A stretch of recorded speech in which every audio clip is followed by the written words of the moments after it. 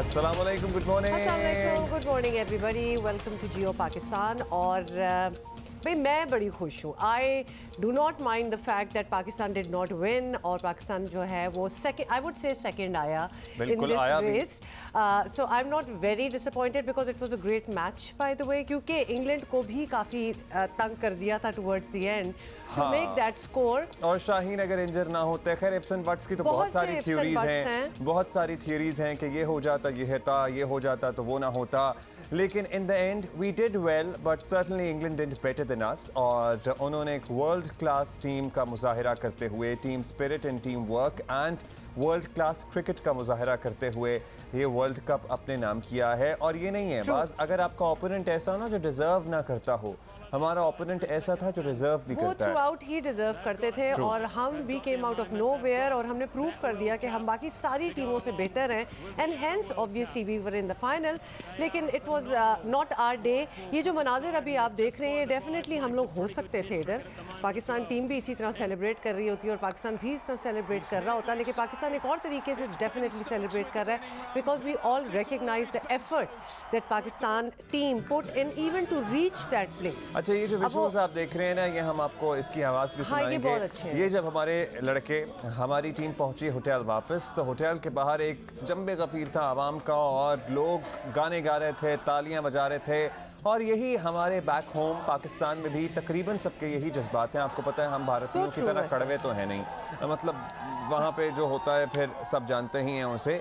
हमारे लड़कों ने कोशिश की, नहीं जीते, हार जीत खेल का हिस्सा होती है, बट हम अपनी टीम के साथ हैं। वैसे तो आई एम श्योर सभी को बुरा लग रहा होगा जो इस सफ़र का हिस्सा थे हमारे साथ, एज इन जो लड़के एक्चुअल इस सफ़र का हिस्सा थे, लेकिन शाहीन आफरीदी के लिए हमारा दिल ज़रा एक्स्ट्रा दुखा हुआ है, बहुत ज़्यादा। In fact we all are genuinely worried for him because उनको जो उस कैच पे जो उनकी टांग मुड़ी है, it was for everybody to see. और उसके बाद जो दर्द की वो शक्ल थी और जो एक्सप्रेशंस थे जो शाहीन के, और उसके बाद disappointment as well. I am sure he knew कि how much the team is depending on him. और इतनी रिकवरी के बाद, इतने अरसे बाद वो वापस आए और वो जो उनको जिसको कहते हैं ना सट लगी है, वो कोई इतनी ईजी वाली नहीं लग रही थी। उसके बाद से भी वो लिम्प कर रहे हैं या उनके फेशियल एक्सप्रेशन से वो दर्द महसूस हो रहा है। And he was certainly very very disappointed, क्योंकि वर्ल्ड कप का फाइनल हो और आप अपनी ज़िंदगी का पहला वर्ल्ड कप भी खेल रहे हों।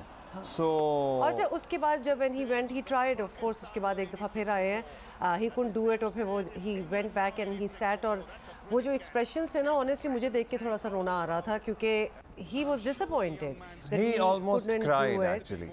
हाँ, he almost did himself as well। लेकिन पाकिस्तानी फैंस की तो क्या ही बात है, जिन्होंने did not matter to them कि हम in the end हम जीते हैं या नहीं जीते, because the very fact that we were in the final। Please ना भूलें, दूसरा वर्ल्ड कप ही सो यंग, तो इसलिए हमारे जहन से निकल गया था, लेकिन हम वही वाली बात आपकी कंटिन्यू करेंगे। here also कि प्लीज याद रखें कि हम कहाँ से शुरू हुए थे।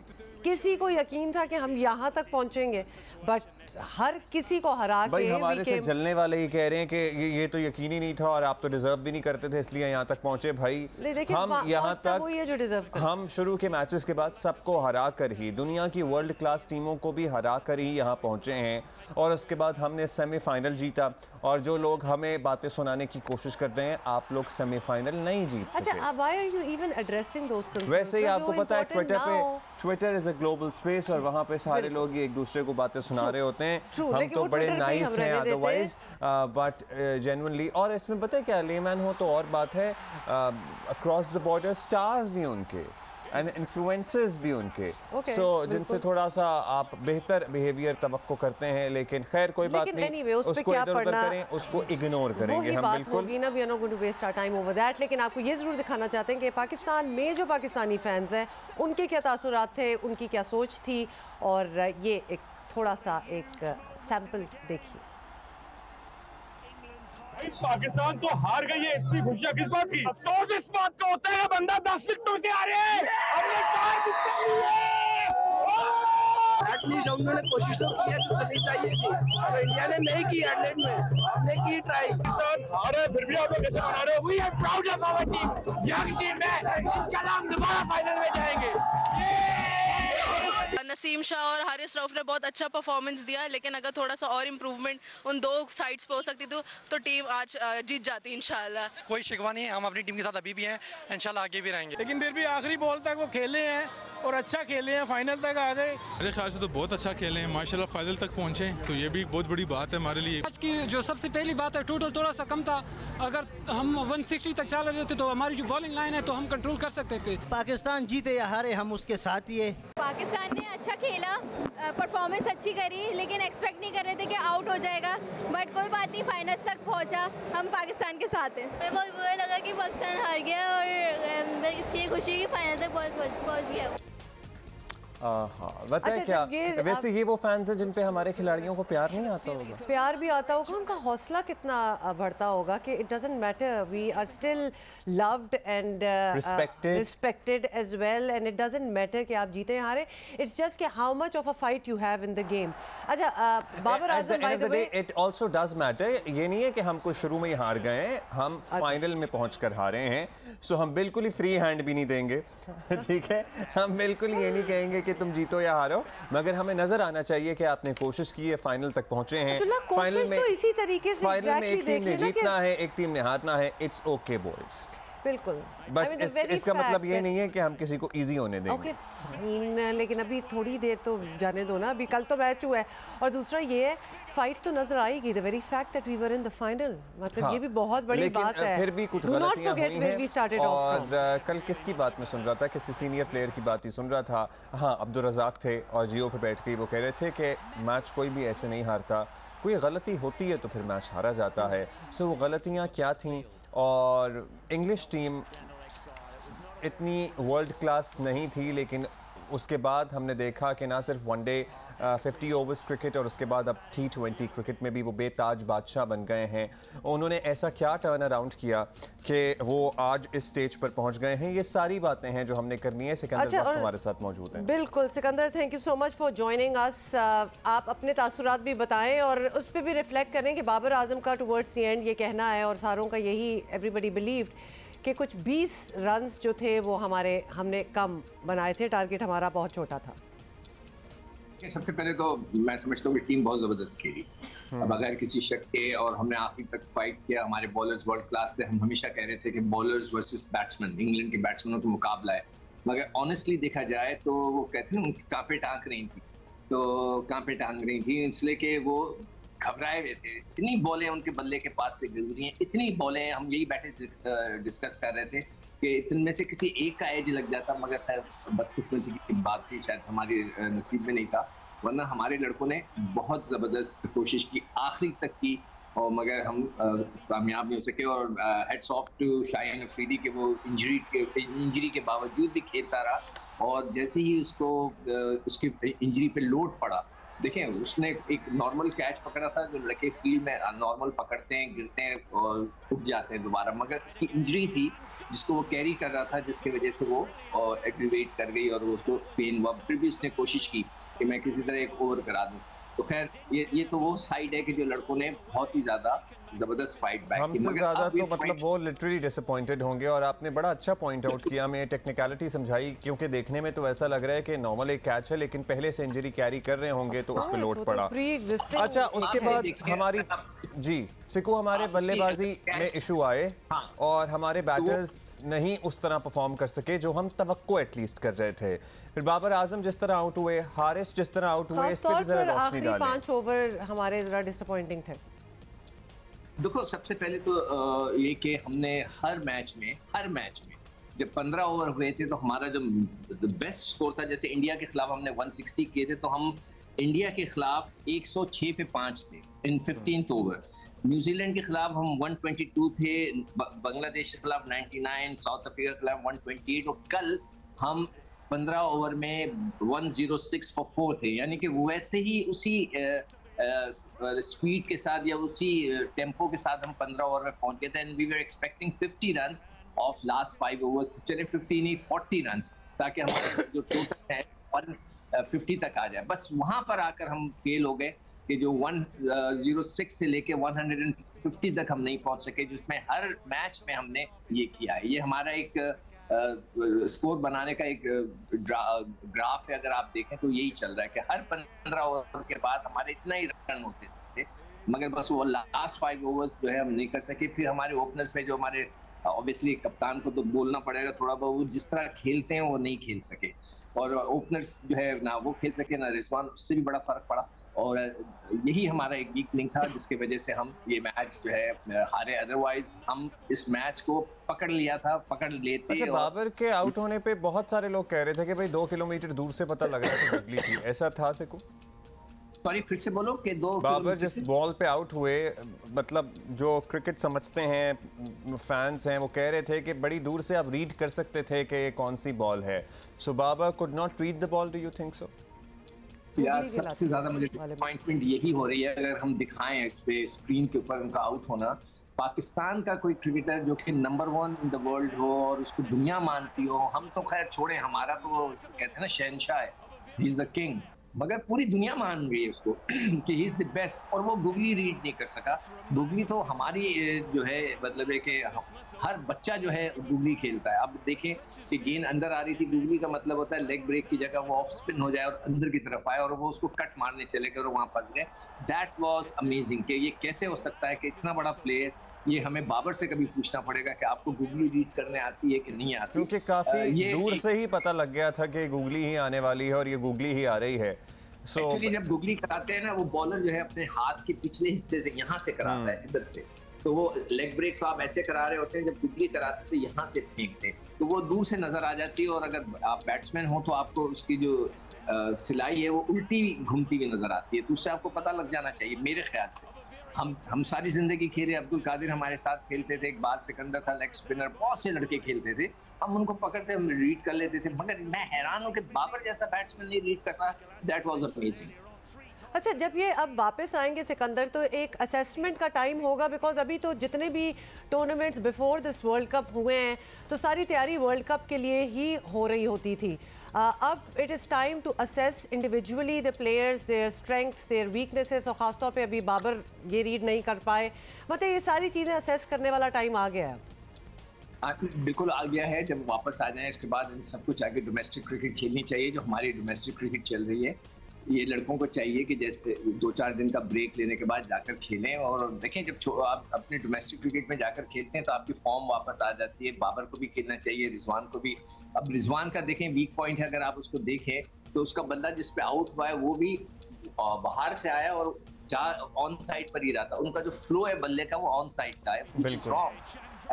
टेक्निकली वो गलत हो जाता है। ऑफ स्टंप की बॉल थी तो उसका फ्लो इधर होना चाहिए था कि आपका बल्ला ऐसे जाए, उसके बजाय उसका बल्ला ऐसे जा रहा था। इससे पता लगता है कि उनके जो इंटेंशंस होती हैं हमेशा ऑन साइड खेलने की होती हैं। ये कुछ चीज़ें जिनको वो सही करना चाहें तो कर सकते हैं, मगर कई दफ़ा इतने पुराने मतलब एज में जो है ना सही नहीं होती, मगर होने को हो भी सकती हैं। तो इन्हें डोमेस्टिक क्रिकेट खेलनी चाहिए, हमें अपने स्ट्रक्चर को चेंज करना चाहिए, और जो सबसे बड़ी चीज़ है कि हमें फाइनली जी सिकंदर, फाइनली शाहीन की इंजरी आपको क्या लगता है कि वो ज़्यादा ज़रा एग्रेवेट हुई होगी by the fall that he had, because obviously pre existing उनकी एक कंडीशन है? देखो उनके जो मसल्स होंगे ना वो स्टिफ होंगे, उन्होंने उस पर स्ट्रैपिंग की हुई होगी। जो हम नॉर्मल क्रिकेटर्स, जो मैं हमारे ड्रेसिंग रूम में होता था, मेरे साथ भी हुआ हुआ है, कहीं चोट लगी होती है इसको स्ट्रैप करके आप उसको होल्ड करा देते हैं, और उसमें हो सकता है इंजेक्शन भी लिया हुआ हो, पेन किलर्स लिए हुए हो। तो जिस एंगल पे हो गए ना वो ऑटो मतलब एक नेचुरल होता है कि आप लड़का उसको डाइव मारने चला जाता है, कैच पकड़ने चला, तो वो अपने नेचुरल गए। मगर आप देखें उनके पाँव ऐसे करके मुड़ गई, उसका वेट उनके पाँव का उनकी नी के ऊपर पड़ा है, जिसकी वजह से सिकंदर होपफुली वो तो ठीक रिकवर हो जाएं, और हमारी दुआएं हैं वो बिल्कुल ठीक हो जाएं, मतलब वो रेस्ट करें। हमारा बहुत बड़ा एसेट है, मतलब हम we are so much dependent on him to be honest. और हम कल भी यही सोच रहे थे, सैम करन की बॉलिंग, जिनको कल बहुत सारे एजाज़ात से भी नवाजा गया, मैन ऑफ द टूर्नामेंट भी, प्लेयर ऑफ द मैच भी, मतलब ही वाज अनबिलीवेबल। मतलब उस लड़के के पास ऐसा क्या है कि हमारे इतने वर्ल्ड क्लास बैटर्स उसको नहीं खेल पा रहे थे। वी कुड सी दैट, मतलब what is something that he has that we don't have? Sir मजे की बात यह कि उसने बहुत ही कम रन के अंदर जो है वो इतने सारे खिलाड़ियों को आउट कर दिया।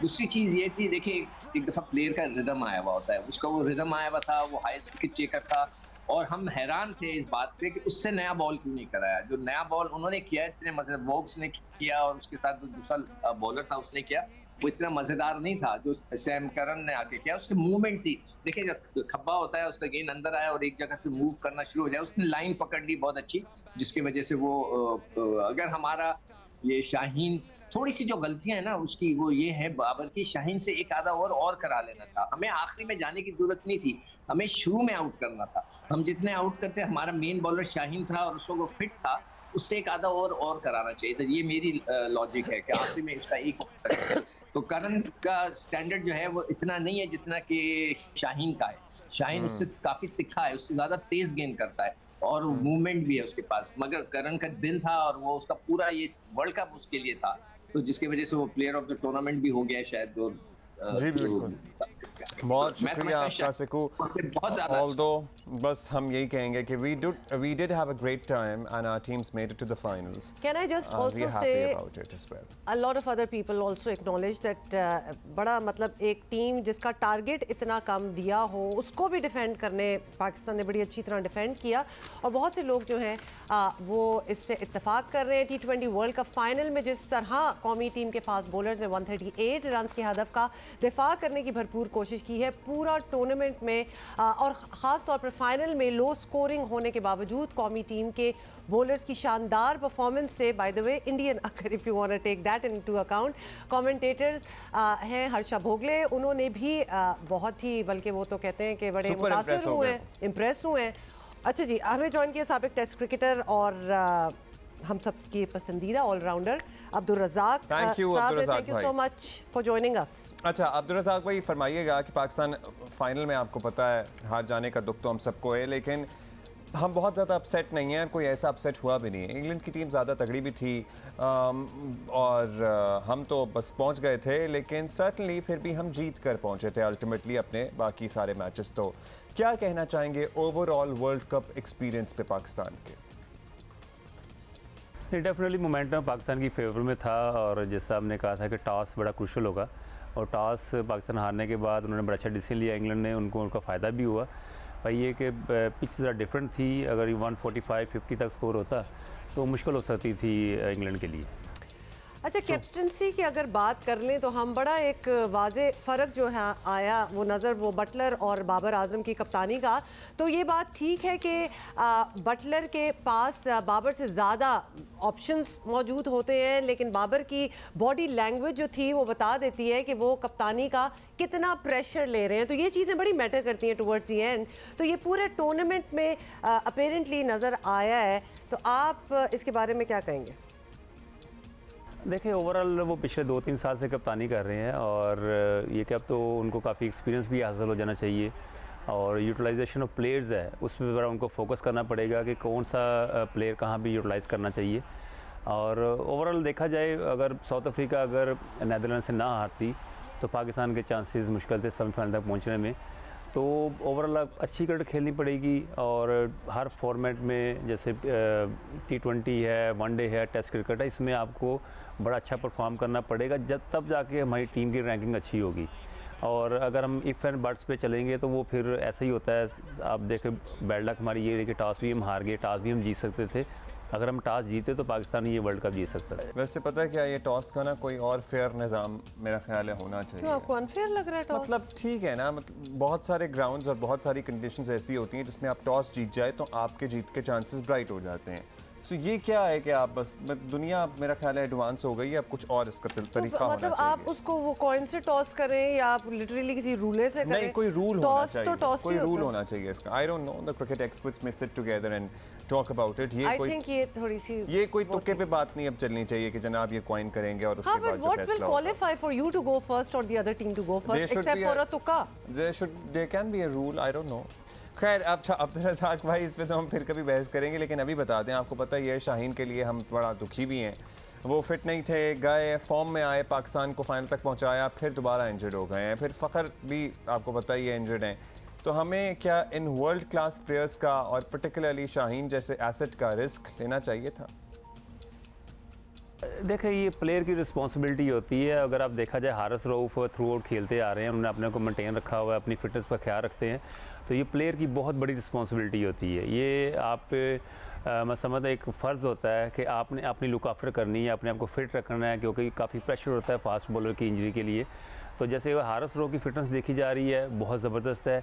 इस तरह शाहीन को भी अपनी लुक आफ्टर करनी पड़ेगी, उनको सिलेक्टेड मैचेस खेलने पड़ेंगे जिसमें थोड़ी सी भी निगल हो, उनको बिल्कुल रेस्ट करना चाहिए, और जो मेन क्रंच मैचेस होते हैं उसके लिए तैयार होना पड़ेगा। शुरू में जो आउट हुआ था ना, वो देख के मेरा दोबारा से दिल खुश हो गया, और उसके बाद लग रहा था कि बस इंशाल्लाह ये मैच तो हमारे हाथ में है।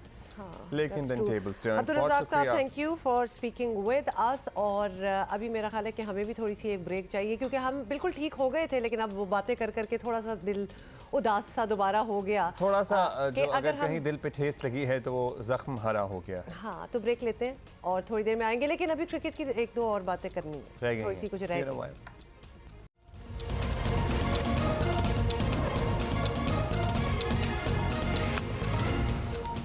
Welcome back ji, we're going to talk about some more cricket, but later in the show। अभी हम आपको बता दें कि कुछ और भी मामला चल रहे हैं। वैसे तवज्जो अच्छा ही था कि कुछ दिनों के लिए ना ज़रा इधर उधर हो गई थी हमारी, लेकिन मूविंग ऑन जी, हमारे कॉरेस्पॉन्डेंट ऑन द ग्राउंड जो कि मार्च के साथ साथ ही मूव कर रहे हैं और हमें बताते भी रहते हैं कि एक्चुअल असलियत रियलिटी वहाँ क्या चल रही है। राना अंसर हमारे साथ हैं, आज हमें खारियां से ज्वाइन कर रहे हैं। राना अंसर, सबसे पहले तो हमें ये बता दें कि मंडी बहाउद्दीन से यस पीछे आ गए हैं जीटी रोड पे। हाँ, ये आगे पीछे चल रहा है, इसके बारे में बता दें। और स्कूलों के बारे में हम बड़े कंसर्न्ड हैं कि जहाँ जहाँ से मार्च जा रहा है वहाँ जी ऑटोमेटिकली स्कूल बंद हो जाते हैं एक दो दिनों के लिए, या ये हिदायत कर दी जाती है कि जी 11 बजे तक आप स्कूल क्लोज करके बच्चों को वापस भेज दें। ये वाकई हो रहा है? हाँ जी, बिल्कुल हुमा, ऐसे ही है। जहाँ जहाँ लॉन्ग मार्च होता है उस शहर में तालीमी इदारों को बंद कर दिया जाता है। जो महकमा एजुकेशन के अफसरान हैं उनसे हमारी जब मुख्तलिफ शहरों में बात हुई तो सबका एक ही मौक़िफ़ था कि हमें पंजाब हुकूमत की तरफ से ये हदायत हैं कि बच्चों की हिफाजत के लिए इस इक़दाम को जो उन्होंने करने का फ़ैसला किया गया था। तो आज ये PTI का जो लॉन्ग मार्च है जो लाहौर से शुरू हुआ था, आज ये मंडी बहाउद्दीन में है। हम इस वक्त मंडी बहाउद्दीन के पुराना GTS चौक में मौजूद हैं। ये शहर का अंदरूनी जो शहर है उसका इलाका है, इसके तमाम इतराफ़ में बाज़ार हैं और यहाँ पर आज तमाम बाज़ार भी बंद रहेंगे। एक तरफ कमेटी बाज़ार है, सदर बाज़ार है, मेरे सामने ये इलेक्ट्रॉनिक्स मार्केट है। तो तमाम बाज़ार आज इस लॉन्ग मार्च के लिए इनको बंद करने का फ़ैसला किया गया है। तमाम शहर में कहा जा सकता है कि कारोबार ज़िंदगी ना सिर्फ बंद रहेगा बल्कि ट्रैफिक के भी मसाइल होंगे। तो यहाँ PTI का एक जलसा होगा जिसकी तैयारियाँ की जा रही हैं। दोबारा आपको बता दूँ, पहले हम इस बात को बता चुके हैं कि दूसरे मरहले में जब ये लॉन्ग मार्च वज़ीराबाद से आगे बढ़ा तो लॉन्ग मार्च की बजाय शहरों में जलसे करते हुए ये आगे बढ़ रहे हैं। कल हम खारियां में से तो खारियां से लॉन्ग मार्च ने आगे इस्लामाबाद की तरफ बढ़ना था, लेकिन PTI की जो मंडी बहाउद्दीन की क़यादत है, इन्होंने कहा कि इन्होंने अपनी क़यादत से बात की कि लॉन्ग मार्च का वो एक जलसा मंडी बहाउद्दीन में करवाना चाहते हैं, जिसके बाद फैसला किया गया कि लॉन्ग मार्च खारियां से जेहलम की तरफ आगे बढ़ने की बजाय GT रोड से नीचे उतर जाएगा। तकरीबन 60 किलोमीटर का ये फासला बनता है। तो गुज़िश्ता रात ही कंटेनर खारियां से यहाँ पहुँचा दिया गया था। यहाँ कुर्सियाँ लगाई जा रही हैं। इमरान खान साहब का वीडियो जो खिताब है उसको दिखाने के इंतजाम भी किए जा रहे हैं। और शाह महमूद कुरैशी जो इस मार्च को लीड कर रहे हैं वो आज लाहौर में है। सुप्रीम कोर्ट लाहौर रजिस्ट्री में उन्होंने पेश होना है। जो कानूनी चाराजोई की जा रही है PTI की तरफ से FIR के हवाले से, तो वहाँ से जब वो वापस आएंगे यहीं मौजूद अपने कंटेनर पर सवार हो जाएंगे। कारकुन जब यहाँ जमा हो जाएंगे उनसे खिताब होगा, उसके बाद इमरान खान साहब कारकुनों से खिताब करेंगे। तो इस वक्त यहाँ सूरत हाल मैंने जैसे पहले आपको बताया, अभी सिर्फ इंतजामात हैं, कारकुन अभी जमा होना शुरू नहीं हुए। कहा यह जा रहा है कि 3 बजे के बाद का टाइम दिया गया है कारकुनों को। और साथ ही अगर थोड़ा सा आपको मंडी बहाउद्दीन के मौसम के हवाले से हुमा बता दूं तो रात मंडी बहाउद्दीन में हल्की हल्की बारिश होती रही है। तो आज थोड़ा मौसम यहाँ पर तब्दील है, खूबसूरत मौसम है, हल्की हल्की सर्दी का एहसास है। तो लोग यहाँ पर जमा हो रहे हैं। लॉन्ग मार्च के इस्तेमाल की तैयारियां की जा रही है। PTI तरह हमें बता दिया कि एक्चुअली क्या हो रहा है और थोड़ा सा जो रूट है वो भी ऑल्टर होता जा रहा है साथ साथ। बहुत बहुत शुक्रिया। अब मैं सोच रहा हूँ कि इमरान खान साहब वीडियो से खिताब करते हैं, लेकिन अब फाइनेंशियल टाइम्स की उनकी स्टोरी में उन्होंने अमरीकी साजिशी बयानिया उससे तो बिल्कुल ही मुंह मोड़ दिया। थोड़ा सा वो थोड़ा सा नहीं, बैकफुट क्या वो कहते हैं कि इट इज़ बिहाइंड मी और I want to have good relations and specially with United States. तो मैं बेहतरीन ताल्लुकात का ख़्वाह हूँ।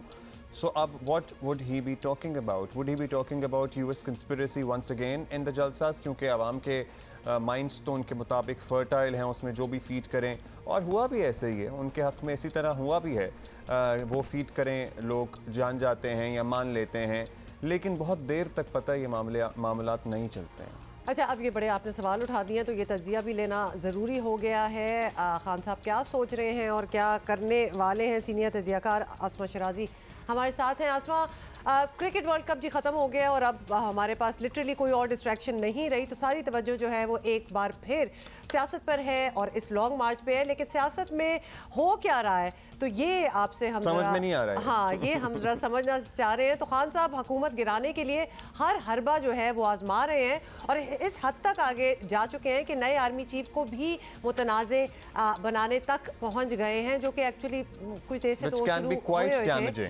तो इस तर्ज सियासत का खान साहब को या कौम को क्या फ़ायदा होगा? जहाँ तक इमरान खान साहब की सियासत का मामला है, तो ये इससे पहले बेशक आप उनकी अपनी हुकूमत में जो जनरल बाजवा की तौसीह थी उसको आप देख लें, तो इतना ज़्यादा मुतनाज़ा नहीं हुआ था जितना कि अब उन्होंने ख़ुद सड़कों पे आके इस मामले को मुतनाज़ा बना दिया। और वो कहते हैं गो कि उन्होंने अपनी जो परसों की तकरीर थी उसके अंदर ये कहा कि नहीं, मैंने तो कभी मुतनाज़ा नहीं बनाया, मैंने तो कभी कोई ऐसी बात नहीं की। लेकिन दर हकीकत ये बात अब रोज़े रोशन की तरह आया है कि उनका जो लॉन्ग मार्च था, वो लॉन्ग मार्च इट्सेल्फ जो है वो एक डिमांड लेके आ रहा था। उनके अहदाफ नए इंतखाबात के नहीं थे, बल्कि उनका हदफ जो था वो आर्मी चीफ़ की तैनाती और उसके अंदर उनकी मुशावरत या उनकी पसंद जो है उसको भी शामिल रखा जाए, ये मुतालबा था जिसको कि वो लेके आ रहे हैं। अब जाहिर है कि इमरान खान साहब जो हैं उनको एक तरह से पता चल गया है कि इदारे के अंदर जो फ़ैसला हुआ है वो यही है कि एक पॉलिटिकल रहना है। हुकूमत का ये फ़ैसला है कि हमने आर्मी चीफ़ लगाना है, अपनी मर्ज़ी से लगाना है, या जो कॉन्स्टिट्यूशनल रिक्वायरमेंट्स हैं उनके मुताबिक लगाना है, सीनियर मोस्ट लगाना है। अब ये फ़ैसला हो गया है, तो जाहिर है कि अब इमरान खान साहब जो हैं वो उनको भी अब थोड़ा सा अपनी पॉलिटिक्स के ऊपर जो है वो ज़रूर ध्यान देना चाहिए कि ये मामला जो हैं वो किस हद तक आगे ले जा सकते हैं और वापसी का रास्ता क्या हो सकता है।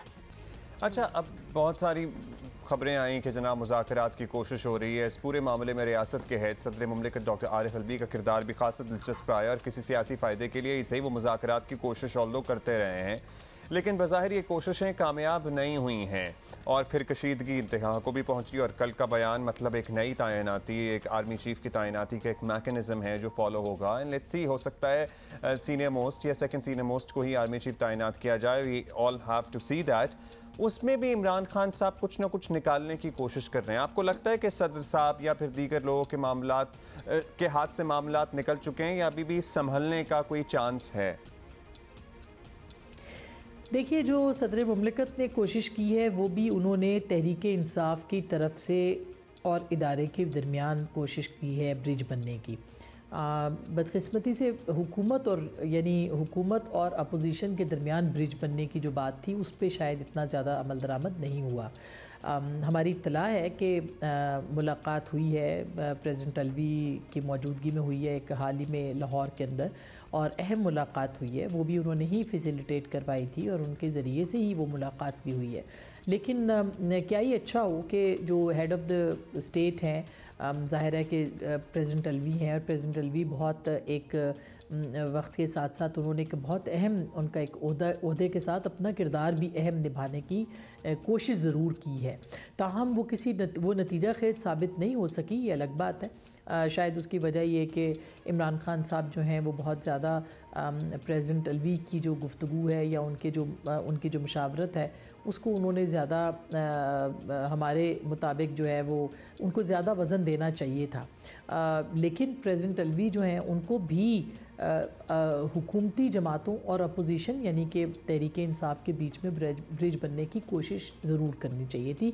अब तक यही रहा है कि जितनी भी मुलाकातें और पैगाम रसानी हुई है तहरीक इंसाफ के साथ वो हमारी इत्तलात के मुताबिक वो प्रेसिडेंसी के ज़रिए से हुई हैं या प्रेसिडेंट साहब के ज़रिए से हुई हैं। तो ये एक उन्होंने कोशिश ज़रूर की है। बहरहाल उसका नतीजा अब तहरीक इंसाफ के कैंप्स में देखा जाए तो ज़्यादा नहीं निकल पाया। थैंक यू आपका आसमा। और लेट्स सी इस लॉन्ग मार्च का आगे क्या बनता है, क्योंकि इट सीम्स लाइक कि लोगों का इंटरेस्ट अब कम हो रहा है और लोग जो इसके इर्द गिर्द होने की वजह से मसाइल क्रिएट होते हैं उससे सॉर्ट ऑफ तंग आ गए हैं, चाहे वो स्कूलों की बंदिश हो या चाहे कारोबारों का मुतासर होना हो। मतलब हमने असद उमर साहब की वो खाली कुर्सियों वाली बात सुन ली, हमने शाह महमूद कुरैशी का वाक़या सुन लिया कि वो नाराज़ होकर पीछे बैठ गए थे, डॉक्टर यास्मीन राशिद उन्हें मना के आगे लेके आई कंटेनर पे। फिर नौशेरा में परवेज़ खटक साहब का जो हल्का है वहाँ पे इमरान साहब का खिताब शुरू हुआ, सुबह से सड़क बंद की हुई थी, लोग उठ के जाना शुरू हो गए। सो people want to live, move on and live their own lives. अगर खान साहब खुद वहाँ नहीं होंगे तो उनका वो खिताब सुनने के लिए तो आप घर में बैठ के YouTube भी ऑन कर सकते हैं। तो लिहाजा लोगों का इंटरेस्ट जो है वो अकॉर्डिंग टू आवर कॉरेस्पॉन्डेंट्स और वो जो आंखों देखा हाल हमें बता रहे हैं तो वो numbers are really going down. और हमारी तमाम सियासी जमातों की तरह पाकिस्तान तहरीक इंसाफ की भी यही हकीकत है कि इमरान खान साहब भी PTI हैं, PTI इमरान खान साहब भी। छोटी सी break.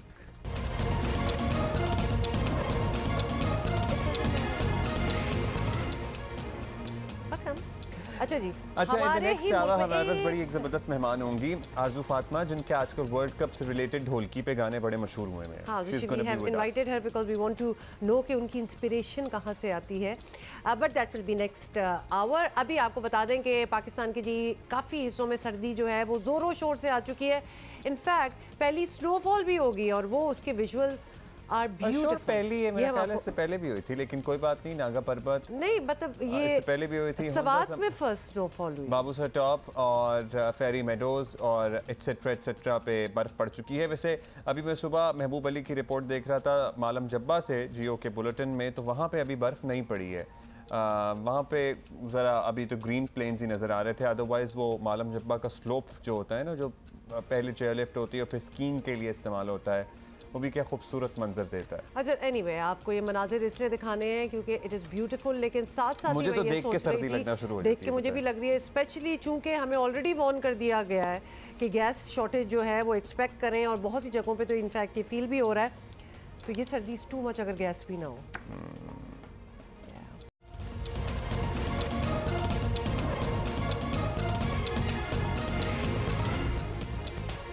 Acha ji, welcome back. Good morning once again. I hope everybody has sort of like moved on from the cricket T20 World Cup. No, we have not. It just happened. How can we? It's not even 24 hours. How can we move on so quickly? हाँ, इसलिए मैं कहूँ कि हमारे पाकिस्तानी लड़के लड़कियों को move on होने में इतनी मुश्किल क्यों पेश आती है। 24 घंटे तो किसी को भी लग जाते हैं, इतना don't give us such a hard time, come on, मतलब इट्स ओके। अभी तो हफ्ता लेकिन यू नो हम आपकी मदद करेंगे।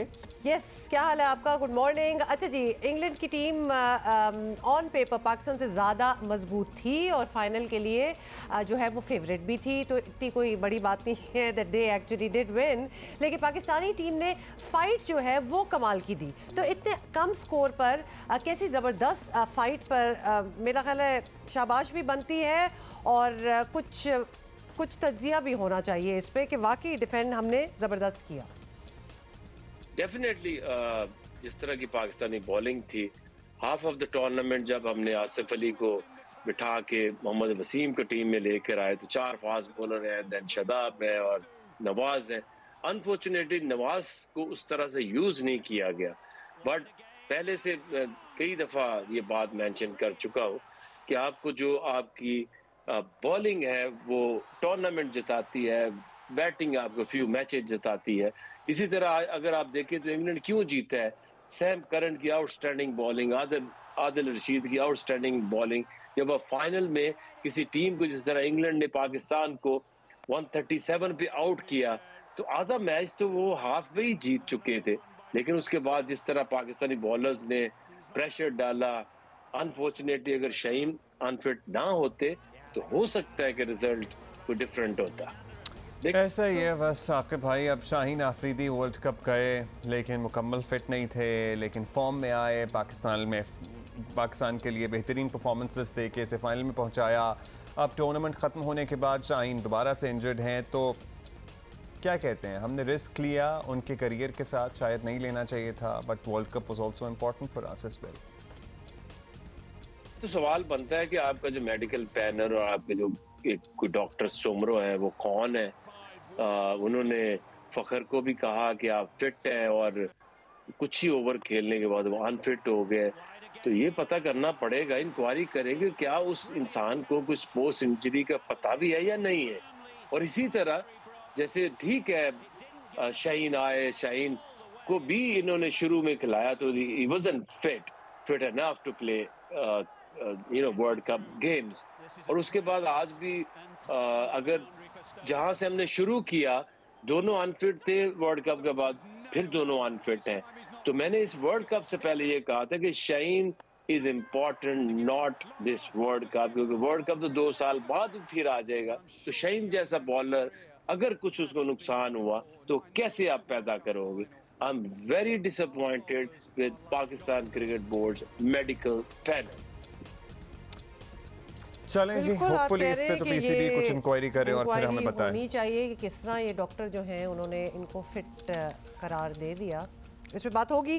बहुत बहुत शुक्रिया। अच्छा जी, अभी हमें ज्वाइन किया साबिक कप्तान कौमी टीम मोइन खान साहब ने। मोइन खान साहब, इंग्लैंड ने पाकिस्तानी बैटर्स की एक ना चलने दी और बिलाखिर ऑब्वियसली वर्ल्ड कप जो है वो जीत लिया, लेकिन पाकिस्तान का फाइनल में पहुंचना और फिर बराबरी की टक्कर देना, इसकी तो बहरहाल ऑब्वियसली तारीफ होनी चाहिए, तो क्या कहेंगे? आई थिंक जो सर्कमस्टांसेस थे, नेचुरली टॉस ने वाइटल रोल प्ले किया। पाकिस्तान को अगर ये सिचुएशन मिलती, इंग्लैंड पहले आता बैटिंग करने, तो पाकिस्तान के बॉलर्स इतने कैपेबल थे कि और कम टोटल पे रिस्ट्रिक्ट कर सकते थे इंग्लैंड को। ऑल्दो एक आउटस्टैंडिंग मैच हुआ, पाकिस्तान ने 137 किए, और जिस तरह इंग्लैंड बैट्समैन को रिस्ट्रिक्ट किया हमारे बॉलर्स ने, I think that was outstanding. थोड़ी सी fielding up to the mark नहीं रही, 1-2 ऐसे रनआउट्स हमारे छूटे जिसकी वजह से मैच का रिज़ल्ट डिफरेंट हो सकता था। लेकिन again it was a good fight and well done Pakistan team through out the world cup. उन्होंने जिस तरह कमबैक किया था जिम्बाब्वे से हारने के बाद, आई थिंक वो तारीफ़ के काबिल है। थोड़े से थे कुछ इशूज़, मतलब पर्टिकुलरली फील्डिंग को लेके। अभी वर्ल्ड कप तो ख़त्म हो गया है, लेकिन सैडली मोइन भाई क्रिकेट ख़त्म नहीं हुई है। एक टेस्ट सीरीज़ है, फिर PSL है, एक मसरूफ़ कैलेंडर है। क्या कहेंगे, कुछ खिलाड़ी हैं जिन्हें थोड़ा आराम करना चाहिए और फिर कुछ और लोगों को हमें ट्राई करना चाहिए, या फिर जो लड़के हैं बस यही रिजल्ट देंगे, यही सिस्टम आगे चलाना है? देखिए जी, ये T20 फॉर्मेट था, यहाँ पे ODI टेस्ट मैचेस में डिफरेंट टीम होगी, डिफरेंट प्लेयर्स होंगे। हाँ, अगर आप T20 की बात करते हैं तो आपके पास बहुत ज़्यादा वैक्यूम है इस वक्त। हमें बैटिंग ऑर्डर के अंदर अपने देखना चाहिए, जहाँ मिडिल ऑर्डर में हमारे पास कोई सॉलिड मिडिल ऑर्डर बैट्समैन नहीं है, वहाँ पे 1-2 बैट्समैनों को इन करना पड़ेगा आपको, और जो हमारी अप्रोच है उसको थोड़ा सा चेंज करना पड़ेगा। नो मैटर व्हाट, आप दुनिया की अब तमाम टीमों को देख लें, वो फर्स्ट 6 ओवर्स के अंदर अपनी मैक्सिमम यूटिलाइजेशन करते हैं, और आपके पास ऐसे प्लेयर हैं, इम्पैक्टफुल प्लेयर हैं, टेक्निकली करेक्ट प्लेयर हैं, जो अच्छी क्रिकेट, अच्छी कहना चाहिए कि रन रेट के साथ फर्स्ट 6 ओवर्स खेल सकते हैं। और इसी तरह बॉलिंग में अगर हम देखें, बॉलिंग तो पाकिस्तान की नो डाउट टॉप क्लास है। फ्यूचर में शाहीन के ना होने से जो इंजरी हुई है, यकीनन थोड़ा सा सेटबैक ज़रूर होगा, but we have enough strength. जो हमारी पाकिस्तान की डोमेस्टिक क्रिकेट PSL है, और PSL होने वाली है, नेचुरली आपको नए टैलेंट मिलेगा यहाँ से। तो मेरा ख्याल है कि यहाँ से आसानी होगी, जो भी सिलेक्शन कमेटी रहती है, नहीं रहती है, यू नेवर नो, बट जो भी सिलेक्शन कमेटी होगी उसको इस PSL से बहुत अच्छे प्लेयर मिलने के चांसेस हैं। We are all looking forward to PSL। उसमें बहुत सारे नए खिलाड़ी जो हैं वो हमारी नज़रों में आते हैं, PCB की नज़रों में आते हैं। शुक्रिया आपका। और वो एक एक्साइटिंग टूर्नामेंट होता है भाई। अच्छा, Faizan is joining us from Melbourne. कल बड़ा मज़ा आया फैज़ान को, तो आई am sure stadium was roaring when हमारा कोई छक्का लगता था या शाहीन कोई विकेट गिराते थे। It was green. ऐसे भरपूर अंदाज में पाकिस्तानी फैंस जो हैं वो। फैज़ान, वापसी की आई एम श्योर आप भी तैयारी कर रहे होंगे, या फिर आपने कुछ दिन वहाँ रहना है, क्या बताइए, प्लान बताइएगा बाकी खिलाड़ियों का, टीम का, और ओवरऑल क्या सेंटिमेंट रहा आफ्टर वी लॉस्ट? देखें, मैंने कल पहली बार ऐसा देखा कि पाकिस्तान टीम कोई मैच हारी हो तो उसके बावजूद भी पाकिस्तान के फैंस मायूस नहीं थे। इनफैक्ट कुछ ग्रुप तो स्टिल सेलिब्रेट कर रहे थे। मैंने उसकी वीडियोस शेयर भी की थी, और आपने यकीनन जियो की स्क्रीन पर देखी भी होगी। ये पहली बार मुझे नजर आया, तो उनको ये खुशी थी कि पाकिस्तान ने फाइट बैक किया। इवन लो टोटल पे बड़ा कम स्कोर था, उसमें भी बड़ा आखिरी ओवर तक फाइट किया और फाइनल तक पाकिस्तान टीम आई थी, और जो जिस तरह पाकिस्तान का कमबैक था उसमें भी बड़े खुश थे। तो ओवरऑल फैंस इतने मायूस नहीं है, जो एक चीज को इंडिकेट करती है कि फैंस के साथ अब फैंस जो इस टीम के साथ कनेक्शन फील कर रहा है। जहां तक वापसी की सफर की बात है, पाकिस्तान टीम आज रात यहाँ मेलबर्न के मुकामी वक्त के मुताबिक 10 बजे फ्लाई करेगी और फिर उसके बाद वाया दुबई अपने अपने शहरों को ये तमाम लड़के लेट नाइट 15 की ये पहुंच जाएंगे। तो ये अब तक की ये सारी सिचुएशन है। शाहीन आफरीदी के हवाले से इतना जरूर बताऊंगा मैं कि अब उनके जितने फर्दर टेस्ट होने हैं वो पाकिस्तान जाकर टेस्ट होंगे। आज जिस तरह टीम रवाना होगी पाकिस्तान पहुंचेंगे, उसके बाद पाकिस्तान क्रिकेट बोर्ड का मेडिकल पैनल उनके मजीद टेस्ट करेगा और फिर उनका असेस किया जाएगा कि उसकी इंजरी किस नौयत की है, कितना वक्त लगेगा उस इंजरी से रिहैब होने के लिए। बट ऑफ कोर्स एक संजीदा सूरत हाल जरूर है। हमें ये पता चला है कि शाहीन काफी तकलीफ में रहे हैं जो इंजरी उनको दोबारा रिसर्फेस हुई है। जी, and we could see that from his face as well, and the way he's walking, it was very worrisome. और सबके लिए ही परेशानी का बायस है, because he indeed is an asset for Team Pakistan, for cricket lovers. देखिए खैर फैजान, ये तो आपने हमें बता दिया कि लोगों का क्या था रिएक्शन और फैंस किस तरह ले रहे थे। टीम का मोरल ठीक है वैसे, बिकॉज ऑब्वियसली लग रहे थे, हाँ वो उदास भी लग रहे थे, लेकिन जस्ट द फैक्ट कि पाकिस्तान कहाँ शुरू हुई थी इस टूर्नामेंट में और कहाँ एंड किया, तो ये बहुत बड़ी अचीवमेंट इन इटसेल्फ है। जी बिल्कुल, ये तो हकीकत है। और जिस तरह कल बाबर आजम गुफ्तगू कर रहे थे मैच के बाद, और ऑफ कोर्स मैच का उन्होंने अपना तजिया किया कि हम 15-20 रन शॉर्ट थे, बट जिस तरह पाकिस्तान टीम का इस पूरे टूर्नामेंट में सफर रहा, उस पर टीम भी उस पर मुतमईन है, उन पर इतनी मायूस थी। बट ऑफ कोर्स फाइनल हारना, एक बड़ी अपॉर्चुनिटी मिस करना, उसकी ऑफ कोर्स हर प्लेयर को है, क्योंकि हर किसी के लिए ये लास्ट टाइम अपॉर्चुनिटी थी और हर प्लेयर अपनी जिंदगी में चाहता है कि वो अपने कैरियर में एक वर्ल्ड चैंपियन बने। जो अपॉर्चुनिटी इन 11 प्लेयर्स कल मिस हो गई, तो उसका अफसोस इन प्लेयर्स को अब भी है और आइंदा भी रहेगा कि इतने करीब आके वो रह गए। वो कहते हैं ना, सोनिया येट सो फार, वो वाली सूरत हाल रही। बट ओवरऑल इतनी ज्यादा डिमोरलाइज नहीं है। कल भी इनफैक्ट प्लेयर्स के हौसला अफजाई के लिए जब टीम वापस आई है तो टीम होटल के बाहर भी काफी बड़ी तादाद में फैंस मौजूद थे, वो भी टीम को चेयर अप करते रहे। तो ओवरऑल एक अच्छे ये कह लें कि पूरी कैंपेन इतनी नेगेटिव नहीं रही फाइनल हारने के बावजूद भी। तो पाकिस्तान के प्लेयर्स ऑफ कोर्स फाइनल खेला है, 16 टीमों का टूर्नामेंट था, 2 टीमों में से एक पाकिस्तान की टीम रही है। तो पाकिस्तान के प्लेयर्स ऑफ कोर्स जो अपॉर्चुनिटी मिस की है वो जहन में रहेगी, बट ओवरऑल कारकर्दगी से इन्हें मुतमईन रहना चाहिए। बहुत शुक्रिया आपका Faizan, thank you, have a good day. और लड़के जो हैं वो रात को चलेंगे एज़ एन मकामी वक्त के मुताबिक 10 बजे, उसके बाद अपने अपने शहरों का रुख करेंगे वाया दुबई। सो कोई नहीं, अभी इश्क के इम्तिहान भी हैं। लेकिन आप बताएं, हमें तो as cricket fans, as cricket lovers, as Pakistanis दुख है ही, लेकिन जो लड़के इस टीम का पार्ट थे, मतलब करोड़ों के मुल्क में 11 को वो अपॉर्चुनिटी मिली थी, और कप्तान को सारी उम्र के लिए ये टैग कौन है जो अपने साथ नहीं लगवाना चाहता। हाँ लेकिन अब हो गया ना। वैसे मैं कह रहा हूँ कि वो तो बहुत ज़्यादा डिसअपॉइंटेड होंगे। अगर हम रिएक्शन की बात करें या दुख की बात करें, तो हम में से किसी से भी ज़्यादा दुखी यही लड़के होंगे जो मौजूद थे कल मैदान में। बेशक, लेकिन हमारा काम ये है कि हम भी उनकी मदद करें कि इट्स यू विन और यू लूज, और इससे हौसला तो जरूर मिला होगा। बिल्कुल। हाँ। और किस तरह आप हारते हैं, और साथ थे। बिल्कुल, कल भी हम साथ थे, और पूरा मुल्क और सारे Pakistani fans, everybody who had travelled all the way to Australia. जाना कोई आसान नहीं है, बहुत दूर है। तो बड़ी दुनिया से पाकिस्तानी जो थे वो इस मौके लिए गए थे, और वो भी डिसअपॉइंट नहीं हुए। उनको भी लगा कि दे स्टिल हैड एक और बात भी है कि जो ये टीम है ना, ये लोग इनसे बड़ा प्यार करते हैं, ये सब अच्छे लड़के हैं, ये वेल जेल्ड भी हैं, आफ्टर वेरी लॉन्ग टाइम। और ये वो वाले लड़के हैं जिनको सबकी अम्मियां बड़ा पसंद करती हैं। आप समझ रहे हैं मेरी बात? जी, बहुत अच्छी। इनकी जो है ना, कोई इस तरह की खबरें भी सामने नहीं आती, और ये उतने शरीर भी नहीं हैं, and they are very nice boys भी नहीं है, मतलब ठीक है, मिडिल ग्राउंड में है, तो बैलेंस एक चल रहा है। और सो दैट्स व्हाई वो प्यार मोहब्बत इन पे निछावर करते हैं पाकिस्तान में तमाम ही लोग। चले, anyway, so we will give them a good welcome when they come back, because they deserve it. They deserve it. They made it when we had zero expectations कि ये कहीं पहुंचेंगे, but they did. अच्छा जी, एक बड़ा important topic, और कल एक ट्विटर पे बड़ी डिस्टर्बिंग वीडियो भी एक वायरल थी, जिसमें कोई शख्स जो है वो बच्चों से घर में आता था पढ़ाने और बदफेली मुबैना तौर पर करता हुआ पकड़ा गया। बच्चों से बदसलूकी और उनके तहफ़्फ़ुज़ को यकीनी बनाने के लिए अमली इक़दामात करने पर सारा अहमद की खिदमात को अब बैनुल-अक़वामी सतह पर सराहा जा रहा है। सारा अहमद कौन है बता दें आपको, चाइल्ड प्रोटेक्शन ब्यूरो की चेयरपर्सन हैं और ग्लोबल कोलैबोरेटिव अवार्ड के लिए नामजद इन्हें किया गया है और ये अवार्ड 17 नवंबर को इटली के दारुल हुकूमत रोम में इन्हें दिया जाएगा। सारा अहमद ने हमें ज्वाइन किया है। Sara Ahmed has been a part of our show earlier as well. बहुत बहुत शुक्रिया सारा और बहुत मुबारक हो, ये बहुत बड़ी एक एक्युलेट है, अचीवमेंट है आपके लिए। बच्चों से तशद्दुद और ज़्यादती के ख़ात्मे के लिए आपकी कोशिशों का इतराफ़ जो है वो अब आलमी सतह पर किया जा रहा है, तो ये एक एजाज़ तो है लेकिन एक रिस्पॉन्सिबिलिटी, एक ज़िम्मेदारी भी है और डेफिनेटली इसमें बहुत और बेहतरी की गुंजाइश भी है, बहुत काम और भी करना है। तो आप इस अवार्ड को, इस रिकग्निशन को कैसे देख रहे हैं? बिस्मिल्लाहिर्रहमानिर्रहीम। बिल्कुल जिस तरह आपने बताया, मेरे लिए बहुत बड़े ऑनर की बात है कि पूरे दुनिया में से जो 10 लोग सेलेक्ट किए गए जो मीनिंगफुल काम कर रहे हैं on eradication of child abuse, I'm one of them and I'll be representing Pakistan over there।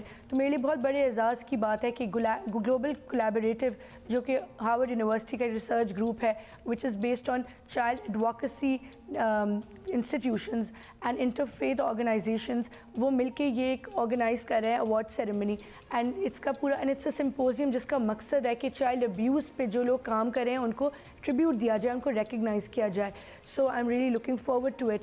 लेकिन आपने सही कहा कि जहाँ ये अवार्ड दिया जा रहा है इसके साथ साथ एक बहुत बड़ी जिम्मेदारी भी अटैच्ड है, क्योंकि ये सिर्फ अवार्ड वैसे नहीं दिया जा रहा है, ये है related to your work, my work on child abuse.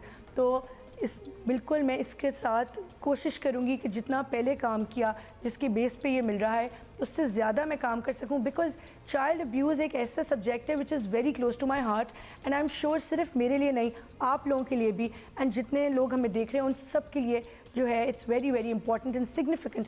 And मुझे लगता है कि एक नेशन की डेवलपमेंट जो है ना, दैट्स ऑल्सो बेस्ड ऑन ये कि चाइल्ड प्रोटेक्शन और बच्चों के हुकूक का तहफ़्फ़ुज़ किया जाए।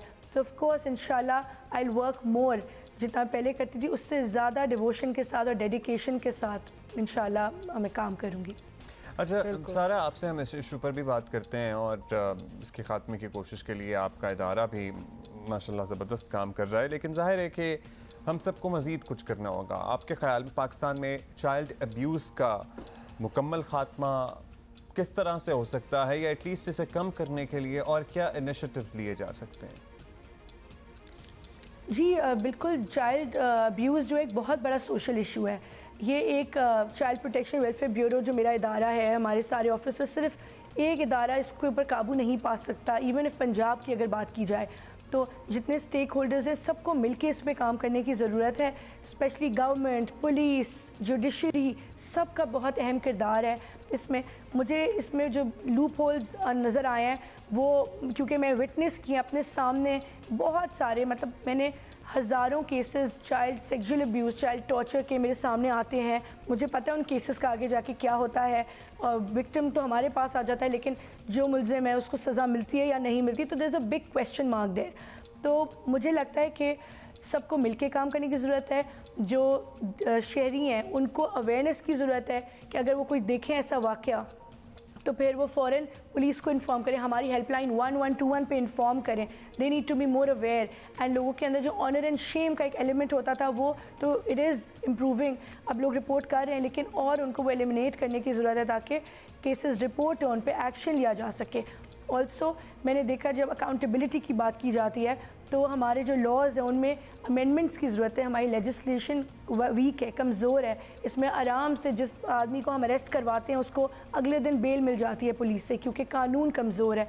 तो उसको मजबूत होने की ज़रूरत है, उसके लिए मैं भी काम कर रही हूँ, लेकिन अकेले मेरा काम करना काफ़ी नहीं है। ऑल्सो वालिदैन को चाहिए, जो कि मैं अवेयरनेस हम देते हैं कि वालिदैन को चाहिए कि अपने बच्चों में गुड टच बैड टच का फ़र्क बताएं, उनको स्ट्रेंजर्स के साथ ना भेजें कहीं बाहर। That is very important. And घर में इसकी बात करें, ये आपने कोई शाय अवे नहीं होना है, आपने घर में अपने बच्चों को बताना है कि सेक्सुअल अब्यूज़ क्या होता है, ताकि खुदा न खास्ता अगर उनके साथ कहीं पेश आए, स्कूल में आए, they should discuss this, they should share this with their parents, ताकि उस पर एक्शन लिया जा सके।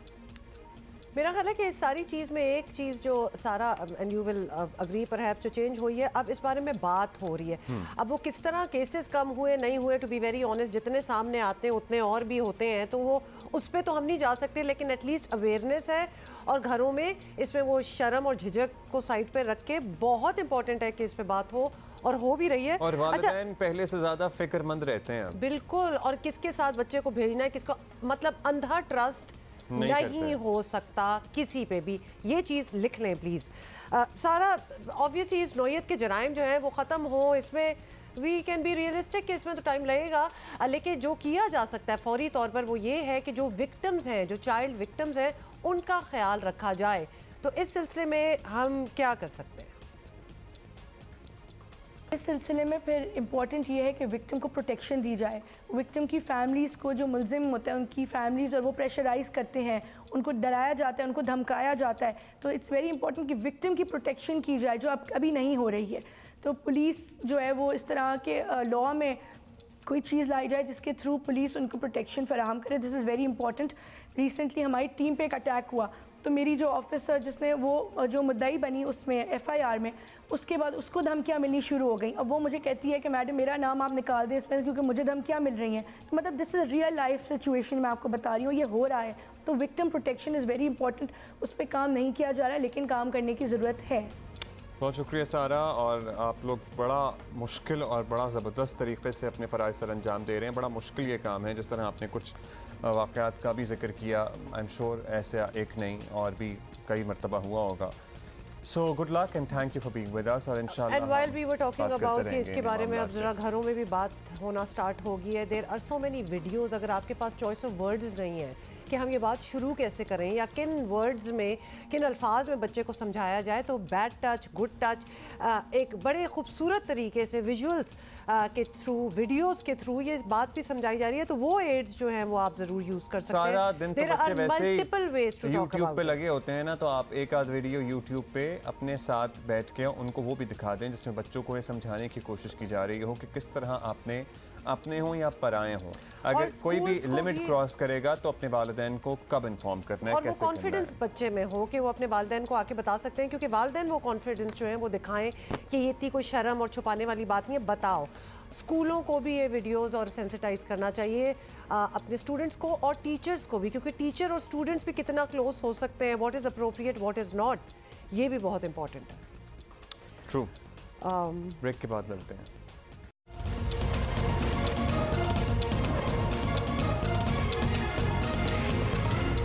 भाई तुर्किया में कल बहुत ही अफसोसनाक वाक़या हुआ और सब परेशान हो गए क्योंकि बहुत सारे लोग इस जगह से होके आ चुके हैं। अच्छा जी, अभी हम आगे बढ़ेंगे और आपको पता है कि हमारा मीम गेम बहुत स्ट्रॉन्ग है।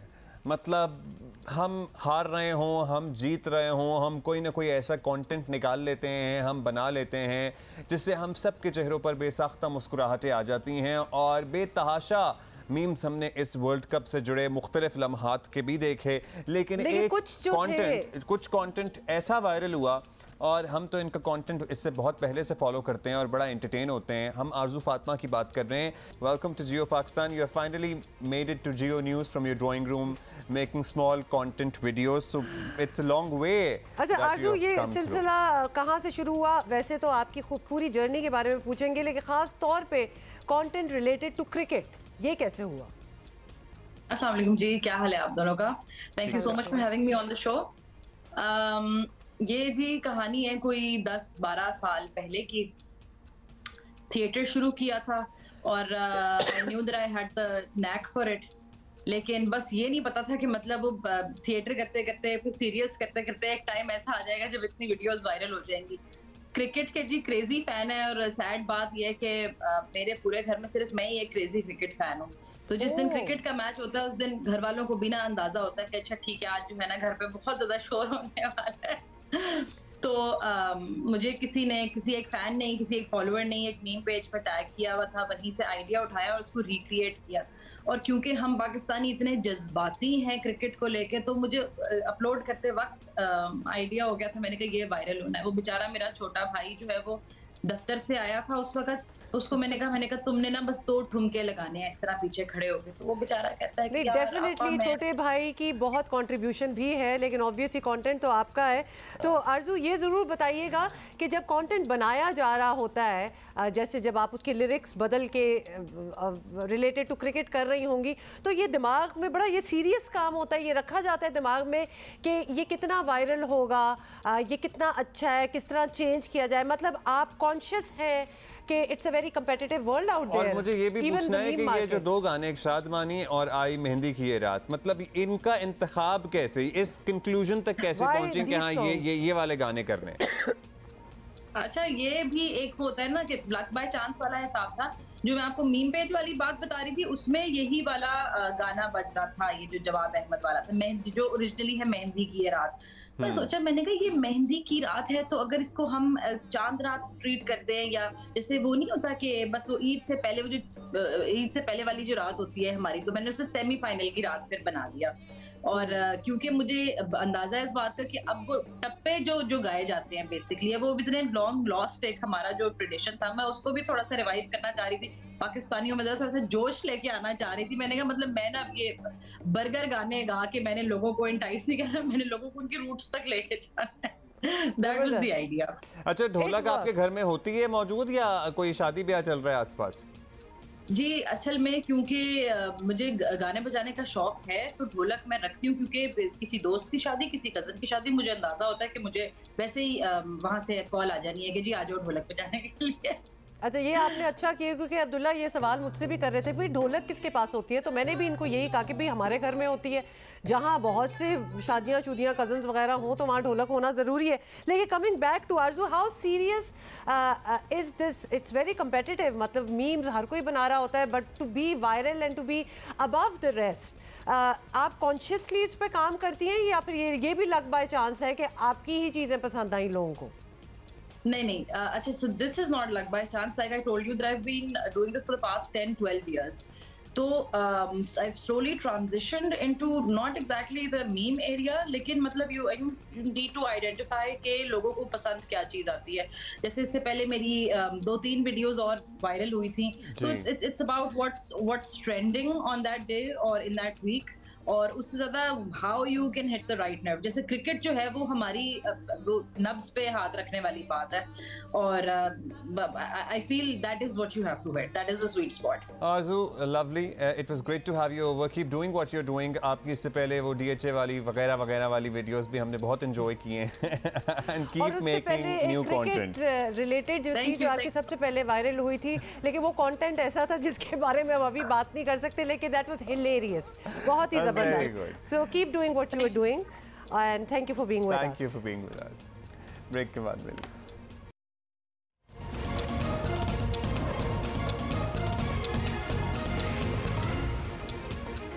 बहुत शुक्रिया जी for being with us, and आबदी साहब हमें अब ज्वाइन कर चुके हैं, और आबदी साहब से हम पूछेंगे कुछ सवाल जो हमें वालिदैन ने भेजे हैं। अब साहब, वालिदैन की एक बड़ी तादाद ने रब्ता किया, और इस साल से कैम्ब्रिज इंटरनेशनल एग्जामिनेशंस के तहत होने वाले इम्तहानात IGSC और या OA लेवल्स जो कि ब्रिटिश काउंसिल मैनेज करती है, अब ये इम्तहानात उन्हीं स्कूलों में होंगे जहाँ ये निज़ाम पढ़ाया जा रहा है, तो क्या इसमें सिक्योरिटी और जानिबदारी के खदशात तो नहीं पैदा हो जाएंगे? मैं समझता हूँ कि पेरेंट्स को घबराने की ज़रूरत नहीं है, क्योंकि CAI एक बहुत ही वर्ल्ड रिकग्नाइज्ड इदारा और बॉडी है, और उनके अपने कंप्लाइंस और SOPs के फॉर्मेट्स हैं। एक बाकायदा एक प्रोग्राम है जिसके तहत ये पूरी दुनिया में जो है वो इम्तिहानात कंडक्ट करते हैं, O level, A level, IGCSEs वगैरह के, और जगहों पर भी इनके पार्टनर्स ब्रिटिश काउंसिल के अलावा एसोसिएट्स भी हैं, और बहुत सारे निजी स्कूल्स हैं जिनको उन्होंने ये इजाज़त दी हुई है कंडक्ट करने की। पाकिस्तान में भी ये जो इजाज़त मिली है, देखिए इसमें मिनिस्ट्री ऑफ एजुकेशन भी शामिल होती है और मेरा ख्याल है उनके साथ मीटिंग बाकायदा हुई होगी और इन चीज़ों पर गौर किया गया होगा। और अभी मैं बता दूं आपको कि ये कुछ पायलट स्कूल्स के साथ एक पायलट स्कीम के तहत कुछ स्कूलों को इजाज़त मिली है और मैं समझता हूं कि इसमें किसी किस्म का कोई फेवरेटिज्म या अगर कोई इस तरह का शक व शुबा है तो नहीं आना चाहिए, बिकॉज वो अपनी किसी किस्म की अपनी जो उनकी इंटीग्रिटी है उसको कॉम्प्रोमाइज़ नहीं करेंगे। और दूसरी बात यह है कि जो ये इम्तिहानात पहले होते थे मुख्तलिफ 5 स्टार होटल्स में या वेन्यूज़ में, उनके लिए उनको हायर करने के लिए एक बड़ा रेवेन्यू चाहिए होता था और वो उसका इम्पैक्ट भी स्टूडेंट्स पर आता था। तो मैं समझता हूँ वो भी फीस में भी इस पर फ़र्क पड़ेगा, तो ये सोच समझ के इन्होंने किया होगा, तो इसमें घबराने की जरूरत नहीं है। चलें जी, वालिदैन को घबराने की जरूरत नहीं है। बहुत शुक्रिया आपका आबदी साहब फॉर बीइंग विद अस। अभी एक केस जो हमारे दिल से बड़ा करीब है और इस केस का कोई ड्रॉप सीन होना चाहिए, नाम सामने आने चाहिए, किरदार सामने आने चाहिए। ये नहीं होना चाहिए कि एक दूसरे पे इल्ज़ाम लगा रहा है, दूसरा पहले पे इल्ज़ाम लगा रहा है। मतलब there should be some clarity about it. बात कर रहे हैं अरशद शरीफ केस की और हर गुजरते दिन के साथ एक नया रुख जो है वो इख्तियार किया जा रहा है। नुमाइंदा जियो न्यूज़ एजाज सैयद हमारे साथ हैं और उनसे हम ज़रा डिटेल में पता करते हैं कि एक्चुअली कहाँ तक इन्वेस्टिगेशन पहुँची है। एजाज, अरशद शरीफ कत्ल की तफ्तीश के लिए बनाई गई जो पाकिस्तानी टीम है वो कीनिया का दौरा कर चुकी है और तासुर ये बन रहा है कि उन्हें बहुत कुछ पता चला है और कीनियन हुकाम जो हैं वो मतलूबा ताउन करते तो और भी कुछ मिल जाता। तो कोई हतमी मौक़िफ़ बना है उनके पास, ऐसा कुछ है कि कोई कंक्लूसिव बात हुई हो कि दिस इज़ व्हाट हैपेंड? जी बहुत बहुत शुक्रिया। अरशद शरीफ के कत्ल के ऊपर जो 2 रुकनी फैक्ट फाइंडिंग टीम गई थी कीनिया, उस टीम ने कुछ शवाहिद और कुछ मालूमात इकट्ठी की हैं। इनिशियली कोई महदूद तावन भी हुआ, लेकिन जो बाज़ बुनियादी चीज़ें हैं अरशद शरीफ के कत्ल के हवाले से वो टीम को नहीं बताई गई। मिसाल के तौर पे अरशद शरीफ का लैपटॉप, मोबाइल और बाकी जो अहम चीज़ें हैं वो अभी नहीं मिली इनको। इन्होंने एक 11 नुकात पर मबनी सवालनामा तैयार किया है जो कि कीनियन हुकाम को भिजवाया गया है, क्योंकि कीनियन हुकाम उन 11 नुकात के ऊपर तावन नहीं कर रहे। और वो 11 नुकात में जो बाकी अहम चीदा नुकात ये हैं कि जो पाकिस्तान की जो 2 रुकनी टीम थी वो चाहती थी कि उन ऑफिशल्स से मुलाकात करके उनका इंटरव्यू किया जाए जो उस दिन वहाँ पर मौजूद थे और जिन्होंने फायरिंग में हिस्सा लिया। और उनमें सबसे अहम आदमी वो है जिसने वो शूट आउट किया। तो कीनियन हुकाम ने वो रसाई पाकिस्तान को नहीं दी। ये बुनियादी बात थी। फिर दूसरी बात यह कि उनका रिकॉर्ड चाहिए था कि वो लोग कौन है, उनका पस मंज़र क्या है। फिर वो जो 2 पाकिस्तानी वहाँ पर मौजूद हैं उनके हवाले से भी कुछ तावन इन्हें दरकार था, तो वो तावन नहीं मिला। ताहम मज़ीद सवालात ज़रूर पैदा हुए हैं, मज़ीद सवालात पैदा हुए हैं और वो जो 2 पाकिस्तानी हैं वो बड़े इन्फ्लुएंशियल हैं, बड़े क्लोज़ हैं कीनियन हुकाम और इस्टेब्लिशमेंट के साथ भी। अब ये बताइएगा, अब कीनियन हुकाम माने ना माने, लेकिन पाकिस्तानी हुकाम और वज़ीर दाखिला भी क्लियर कर चुके हैं कि कत्ल का वाक़या था। तो क्या पाकिस्तानी हुकाम इस बात पे क्लियर हैं कि ये प्लानिंग करके कत्ल किया गया इन्हें, या फिर मिस्टेकन आइडेंटिटी का केस भी शायद हो सकता है? इस बारे में कुछ क्लैरिटी आई है? देखिए, पाकिस्तान की हुकूमत तो इस नतीजे पे पहुंच चुकी है कि जो अरशद शरीफ का कत्ल हुआ वो टारगेट किलिंग था, और अगर वो टारगेट किलिंग था तो उसके पीछे एक सवाल पैदा होता है कि क्या वो प्लान्ड टारगेट किलिंग था या वो एक एक्सीडेंट था। और अगर वो प्लान्ड टारगेट किलिंग था तो उसकी प्लानिंग कहाँ पर हुई है, इस बात का पता करना बहुत ज़रूरी है। क्या इसकी प्लानिंग कीनिया में हुई है, पाकिस्तान में हुई है, किसी और जगह पे हुई है, दुबई में हुई है, किसी और जगह पे हुई है? तो ये 3-4 बुनियादी नोयत के सवाल हैं और इन सवालों का जवाब उस वक्त तक आप नहीं हासिल कर सकते जब तक उन हुकाम तक आपको, उन ऑफिशल्स तक आपको रसाई ना हो जिन्होंने उस शूट आउट में हिस्सा लिया है। और उनमें से बताया ये जा रहा है कि एक जो एहलकार है कीनियन पुलिस का वो ज़ख्मी भी है, तो उसका बयान लेना भी बहुत ज़रूरी है।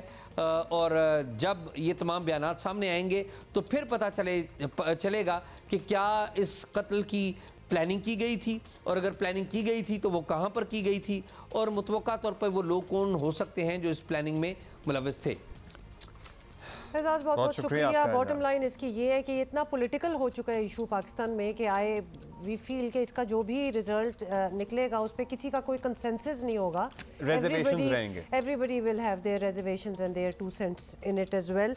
लेकिन अभी भी ऑब्वियसली लेकिन कोई क्लैरिटी ज़रूर आनी चाहिए। और सबसे ज़्यादा चलें, हम जर्नलिस्ट कम्युनिटी तो कंसर्न्ड हैं ही, लेकिन अरशद साहब की फैमिली, उनका तो हक़ बनता है ना कि पाकिस्तान के लिए इतना अरसा उन्होंने काम किया है, बहुत से लोगों की आवाज़ बने रहे हैं, बहुत से लोग उनको पसंद करते थे। किसी को इख्तलाफ हो सकता है उनके नुक्ता नज़र से, उनके नज़रिए से, लेकिन certainly at the same time बहुत लोग उन्हें चाहते भी थे। और एक बॉटम लाइन ये है कि जहाँ एक केस ऑफ मिस्टेकन आइडेंटिटी हो ना, जहाँ जिस तरह कीनियन पुलिस ने पहले कहा है, तो उसमें पे ताउन होता है, बहुत ज़्यादा ताउन होता है, इन द सेंस कि उनका फ़ोन, उनका लैपटॉप, मोबाइल वगैरह, और वो बंदा जिसने शूट आउट किया है उस तक एक्सेस नहीं दिया। अगर there was some truth in the initial story तो ये सब कुछ हो रहा होता। और सबको मेरा ख्याल है, पर्टिकुलरली वज़ीर आज़म को और दीगर इन्फ्लुएंशियल लोगों को अपना इन्फ्लुएंस इस्तेमाल करते हुए केनियन गवर्नमेंट को दोबारा प्रेशराइज करना चाहिए। अच्छा जी, वर्ल्ड डायबिटिक डे आज, और आप एक हेल्दी लाइफस्टाइल अपना के शुगर को होने से रोक भी सकते हैं। थीम है इस साल की education to protect tomorrow, which also means कि जितनी इंफॉर्मेशन आप हासिल कर सकते हैं